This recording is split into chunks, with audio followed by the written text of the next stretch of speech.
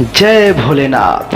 दोस्तों, power star Pawan Singh का इस सावन का तीसरा एल्बम सॉन्ग जो रिलीज हुआ है, उस सॉन्ग को बहुत ही ज़्यादा दर्शकों के द्वारा प्यार दुलार मिल रहा है। दोस्तों जहाँ भी जाइए, जिधर जाइए, किसी भी घर में जाइए, वही गाना सुनने को मिल रहा है। दोस्तों बहुत ही ज़्यादा गाना मस्त है। दोस्तों हम भी इस गाने को बहुत बार सुन चुके हैं। दोस्तों इस गाने में पावर स्टार पवन सिंह और बेबी काजल को आप देख रहे होंगे। पावर स्टार पवन सिंह और शिल्पी राज इस सॉन्ग में आवाज दिए हैं। दोस्तों ये सॉन्ग हर जगह बज रहा है। दोस्तों और ये जो सॉन्ग का टाइटल रखा गया है जो है कि मजनुए के दुल्हा बनाई जी, ये टाइटल मुझे इतना ज़्यादा पसंद आ रहा है, हम बता नहीं सकते हैं। दोस्तों ऐसे ही इस गाने पे बहुत ही सारा प्यार दुलार बरसाते रहिए।